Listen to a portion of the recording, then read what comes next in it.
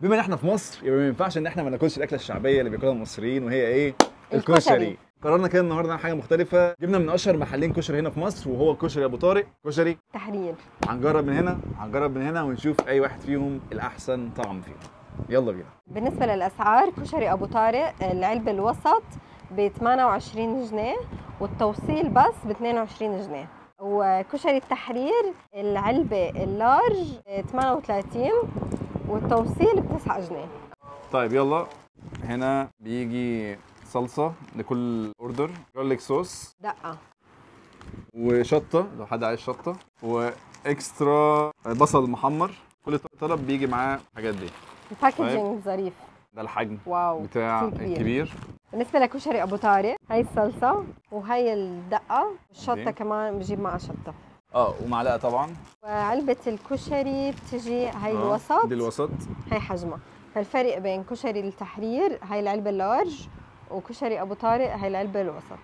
كشري أبو طارق حاطط البصل يعني جوات الكشري نفسه. كشري التحرير حط الحشتبكنات، حط الصلصه.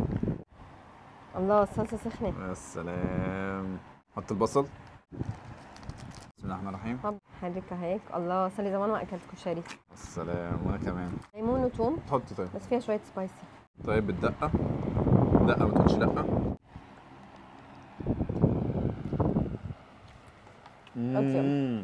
اديها 8 على 10. وأنا كمان. نخش على كشري أبو طارق. ابو طارق حاطط كل حاجه، حاطط حمص وحاطط العدس وحاطط البصل كله مع بعضه. بس البصل أكيد هيبقى متشتش. الله بس الصلصة تبعته شكلها فريش أكتر. أول شيء الصلصة بتحس إنه فريش. بالنسبة لإلي الاثنين بدهم صلصة أكتر. أنا بحب عايز صلصة أكتر من كده؟ أنت كده تبقى مكرونة بقى.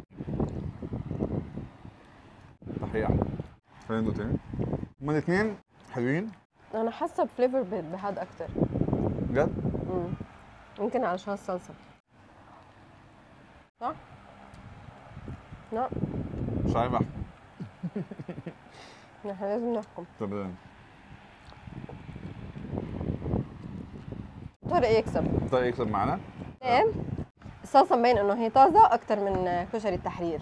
يبقى الصلصه هي اللي عامله فرق. ممكن يكون اكلناهم الاثنين لوحدهم من غير صلصه ممكن يبقى الطعم نفس الحاجه.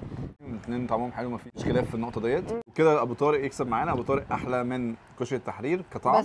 بس كشري التحرير يعني كمان كثير طيب، يعني الفرق بيناتهم كثير بسيط جدا.